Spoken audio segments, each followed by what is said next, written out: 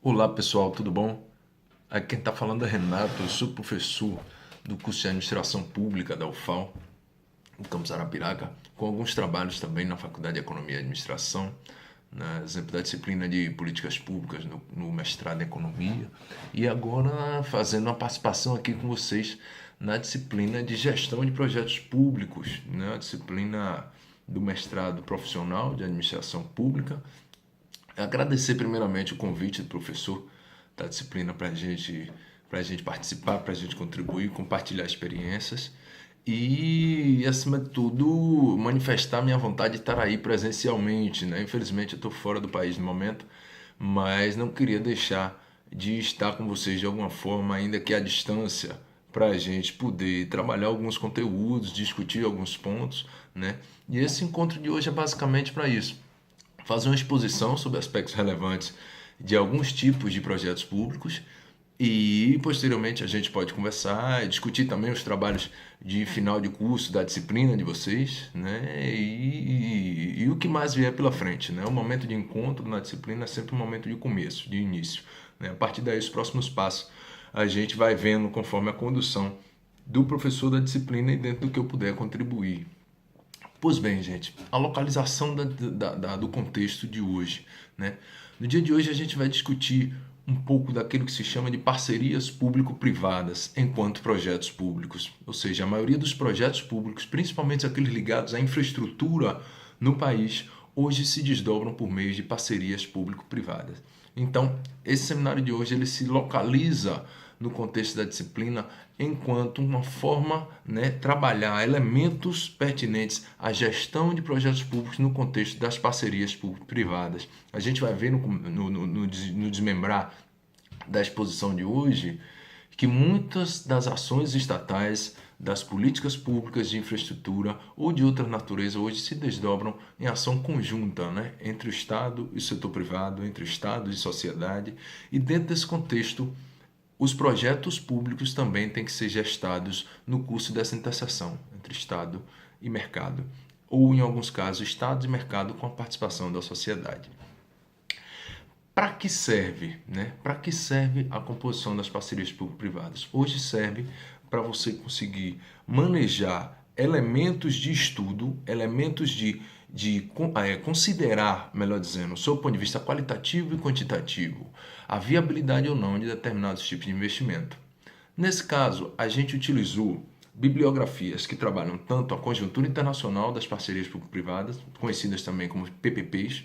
Consideramos guias práticos brasileiros, né, utilizados, composto pelo Grilo principalmente. Consideramos materiais de cartilhas governamentais que trazem, por exemplo, a construção do metrô de Curitiba, a construção das obras de saneamento da cidade de Maceió, realizadas pelo governo do estado. Ou seja, a gente vem trazendo exemplos, né, e casos práticos no decorrer da exposição de hoje, né. A estruturação da apresentação a gente vai ver como uma primeira parte, onde a gente tem uma exposição um pouco mais teórico-conjuntural do contexto das PPPs no mundo e no Brasil. E na segunda parte da exposição a gente vai trabalhar mais elementos técnicos até o final chegarmos no caso prático. Ao final do curso deixo meu e-mail, né? Aí no começo vocês também podem ver na tela. E ao final do curso deixo meu e-mail para contatos posteriores e a gente discutir o que mais se entender por necessário. Pois bem, vamos aos conteúdos, né? Seria parceria público-privada e a gestão de projetos públicos, né? Essa exposição é realizada por mim e com auxílio do bolsista PIBIC, Diego Leonardo, que também participou dessa construção, né? Vem participando, na verdade, de estudos que nós vamos fazendo na área, né? Nós estamos fazendo estudos já há algum tempo e temos um cronograma de atividade aí para o próximo ano, né? Então, os objetivos da exposição de hoje seriam dois. O primeiro deles seria abordar os determinantes conjunturais de surgimento das PPPs, como é que elas surgem, por que no Estado contemporâneo é uma das principais formas de se projetar e desdobrar, implementar as ações públicas ou monitorar as ações públicas executadas pelo setor privado, né? E, num segundo momento, apresentar elementos técnicos da elaboração de projetos públicos na área de PPPs. E aí você tem uma série de questões a serem abordadas anteriormente a esse desdobramento técnico, né? Primeiramente, a gente tem que trabalhar um pouco dos fundamentos, né, que compõem essa emergência, né, esse surgimento das parcerias público-privadas no mundo e no Brasil, né. Ele está fundamentado basicamente nas transformações em que sofreu a administração pública na contemporaneidade, principalmente nas últimas décadas.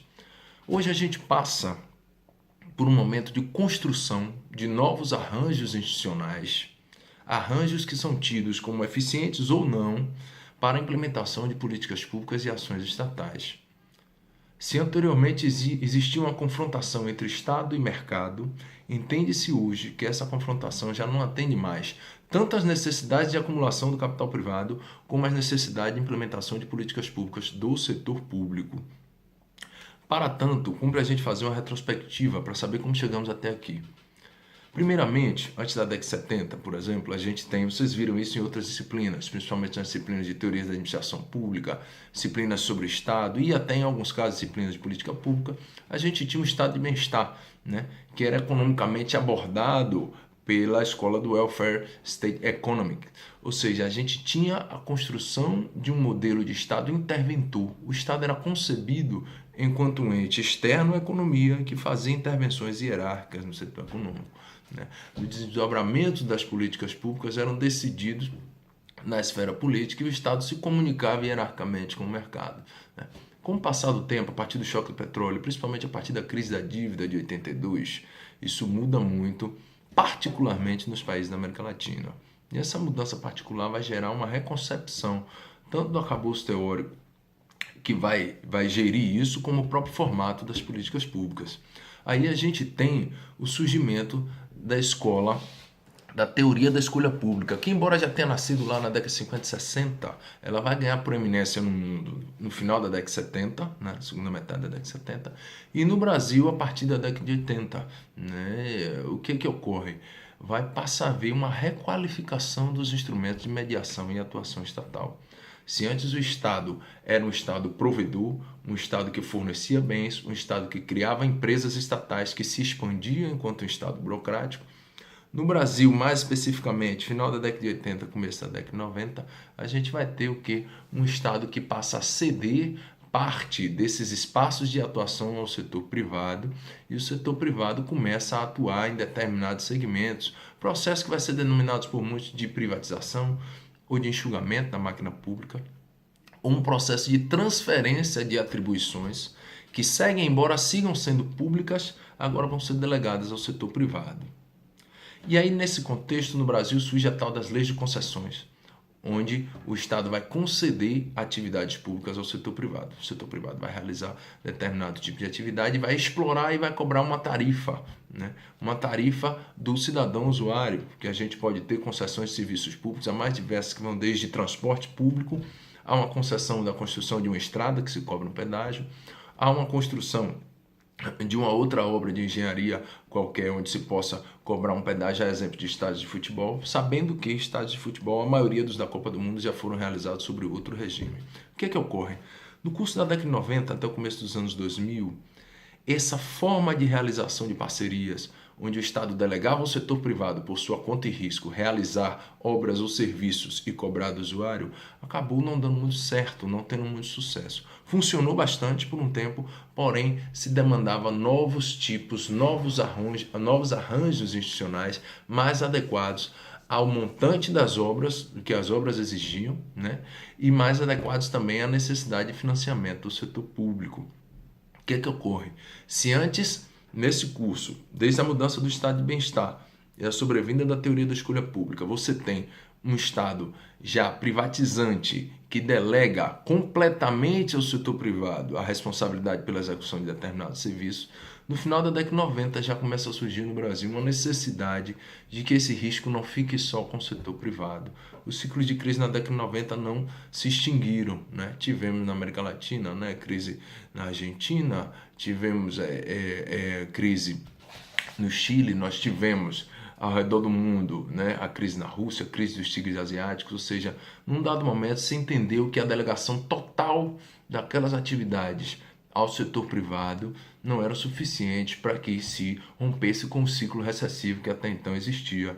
E daí surge o que é a necessidade de se realizar atividades e investimentos públicos em cuja participação e a responsabilidade também seja compartilhada.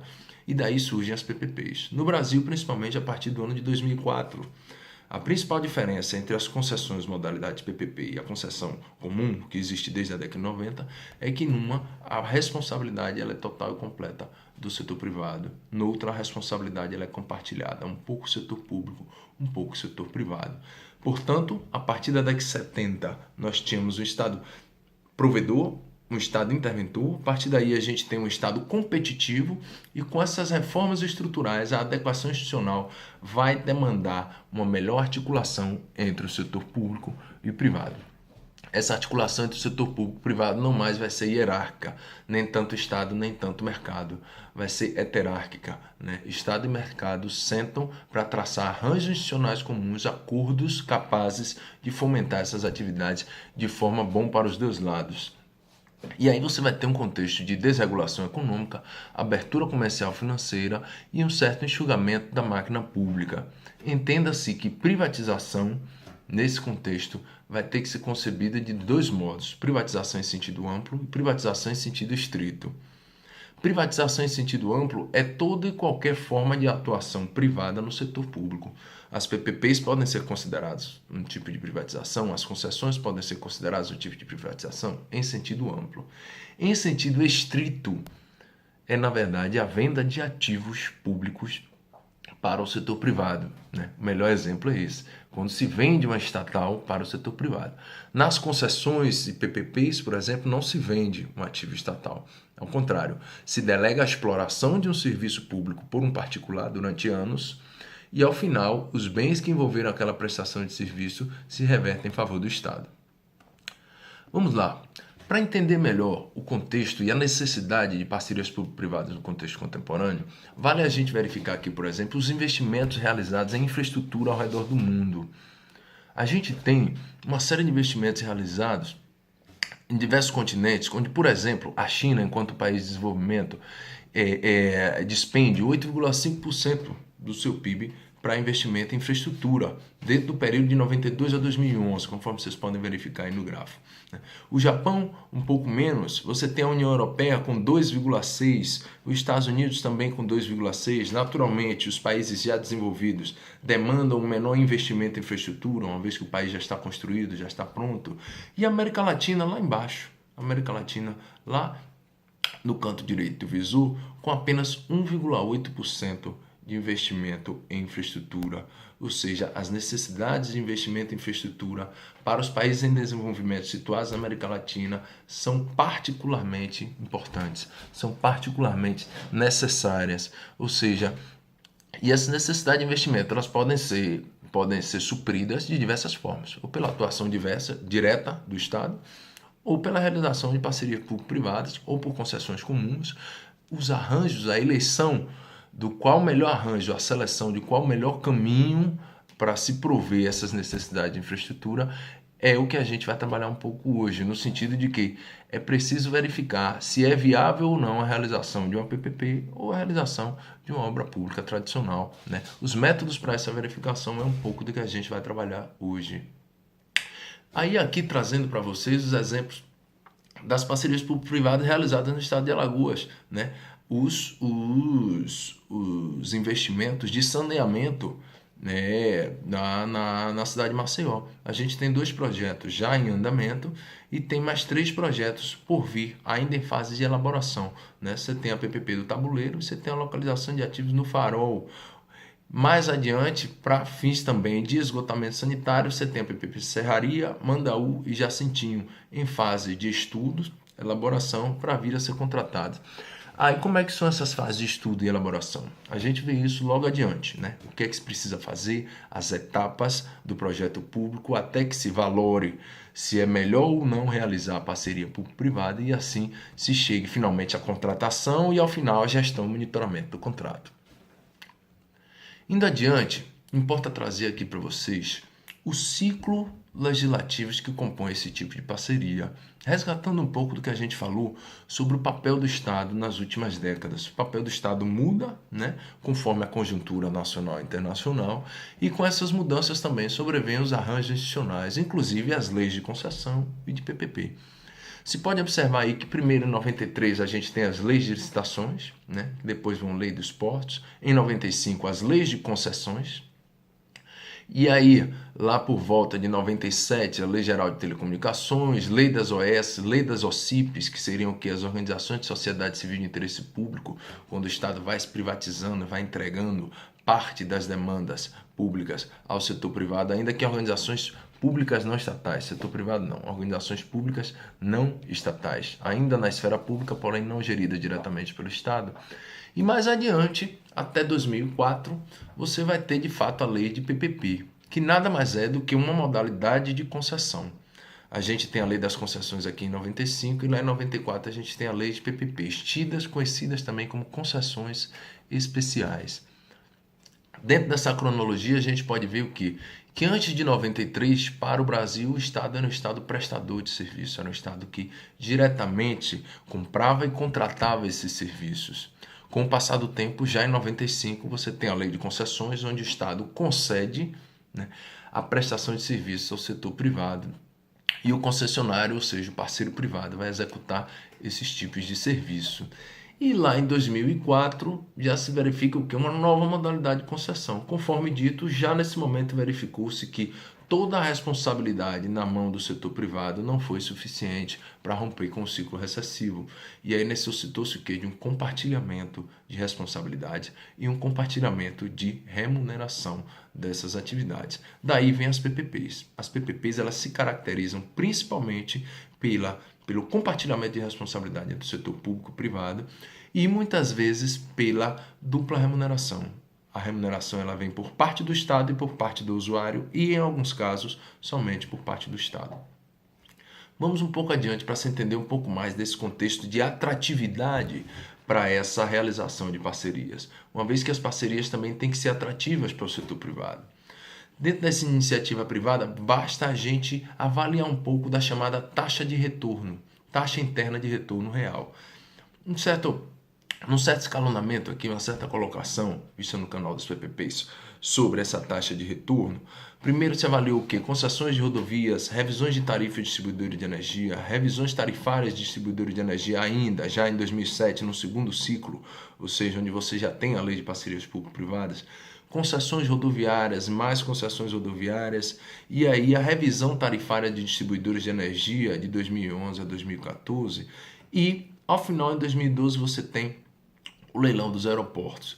Pode-se acompanhar no curso Direito, na coluna da direita, o que? O percentual da taxa interna de retorno real desses investimentos. Algo que é importante para a gente perceber o que? Que houve uma queda nesse retorno real de investimento. Se a gente verificar o gráfico a seguir, a gente percebe que em 98 você está com ela em 21% e lá em 2012 ela vai para 6,46%.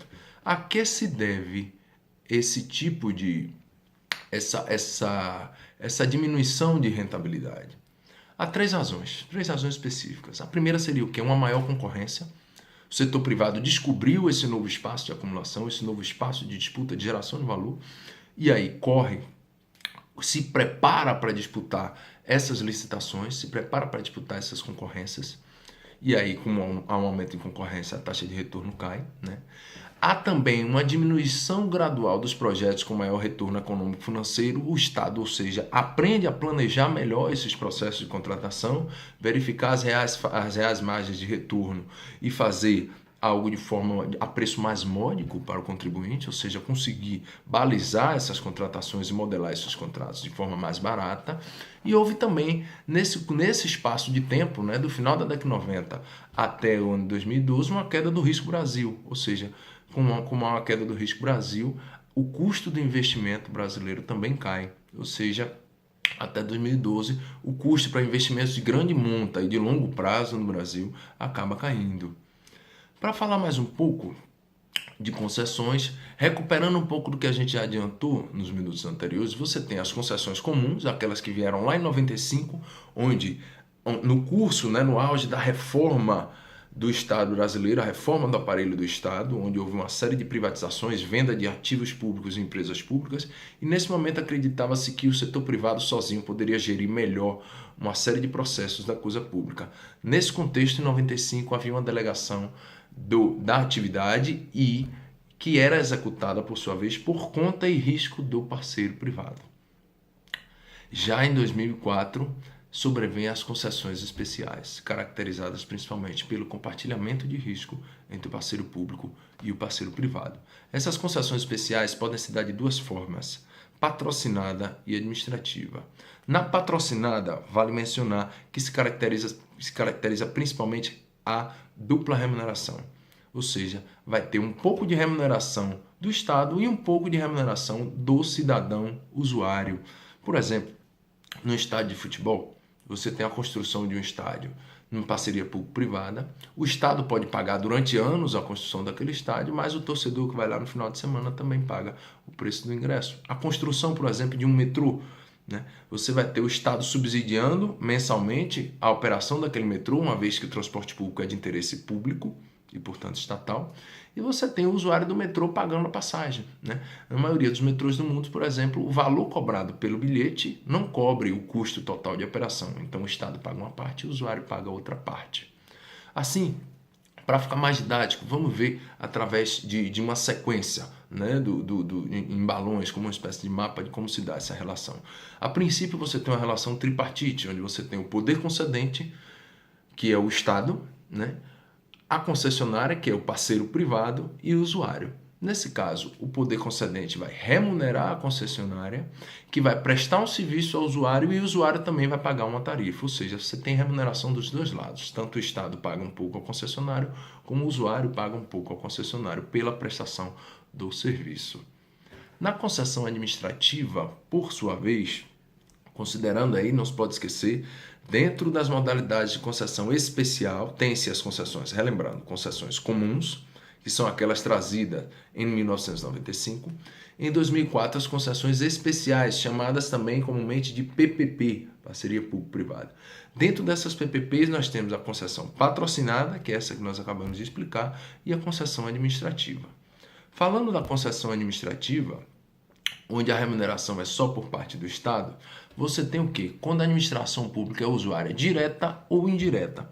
Ela pode ser usuária direta, onde ela remunera e a prestação de serviço ocorre pela concessionária à própria administração, como, por exemplo, pode haver o quê? Um serviço amplo de manutenção de um prédio público administrativo. Você pode ter o que? A administração é usuária direta daquele serviço prestado pelo concedente. Ou você tem a administração como usuária indireta, onde você vai ter o poder concedente, a concessionária e um usuário, com a distinção de que esse usuário não paga tarifa, né? Isso pode ser muito comum, por exemplo, em hospitais públicos. Você pode ter uma concessão onde exista a construção de um hospital e a prestação de um serviço público e o Estado pague completamente por aquele serviço público, o usuário não necessite pagar. Para fins de compreensão do papel do Estado na PPP e fora da PPP, é importante a gente verificar o papel a ser desempenhado por ele na consecução do projeto público. Veja bem, colocamos aqui para vocês o papel do governo em infraestrutura e o papel do governo em PPP. O papel do governo em infraestrutura entenda-se o quê? Quando ela é realizada diretamente pelo setor público. Quando você vai ter aqui, no caso, o papel de projetar e implantar do Estado, vai poder ser delegado ao setor privado, quando você tem aí uma concessão comum. Naturalmente que o papel de fiscalizar e controlar sempre vão estar na mão dos tribunais de contas e do Poder Legislativo, certo? Fiscalizar é uma função inerente à fiscalização do setor público e privado. Vocês puderam ver isso, imagino que na disciplina de Direito Administrativo ou na disciplina de Gestão de Contratos Públicos, possivelmente. Ou seja, dentro das funções de planejar, projetar, preparar a licitação, financiar, operar e manter, apenas a função de projetar e de implantar poderiam ser delegadas ao setor privado. Já no âmbito das PPPs, parcerias público-privadas, tal como concebidas pela Lei 11.079 de 2004, a gente pode ter uma delegação ao setor privado das funções de projetar, de financiar, uma vez que o setor privado que vai buscar financiamento para essas obras de infraestrutura ou para a prestação desse serviço, implantar, operar e manter.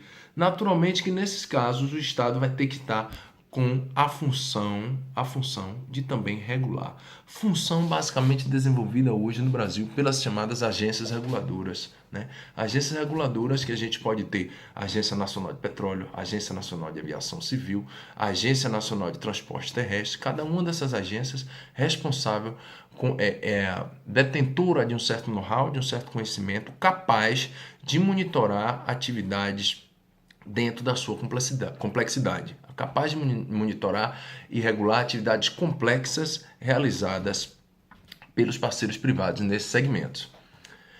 Indo adiante, a gente vai ter o quê? Uma série de etapas, para ficar mais didático, a gente colocou aqui uma série de etapas por onde se dão os projetos PPP. O projeto de PPP ele segue uma etapa que é de concepção, ou seja, onde se vai entender o que o parceiro privado quer, o que o parceiro público quer, um certo acercamento, uma certa aproximação entre o Estado e o mercado, uma fase de modelagem, a consulta pública, a licitação, a declaração do vencedor e o contrato, a assinatura do próprio contrato. Para a gente entender melhor, essa primeira fase, você tem a intenção pública ou a proposição, ou seja, a manifestação de interesse privado. O que é que pode acontecer nessa primeira fase?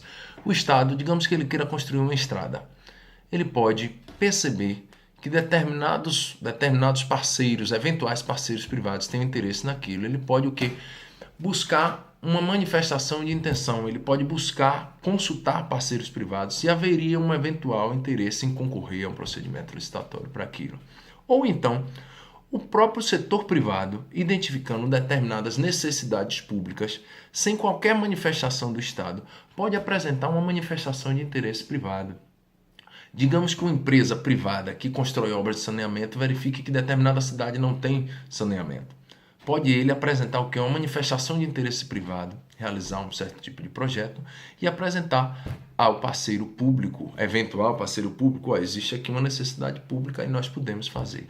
A partir daí vai existir a fase de modelagem do projeto e uma proposta de manifestação de interesse, ou seja, aí o Estado vai modelar o projeto, que isso pode ser contratado também uma empresa privada, e para fazer, conceber esse projeto, uma vez que são de grande complexidade e com grande especificidade, e aí realizar a tal da proposta de manifestação de interesse.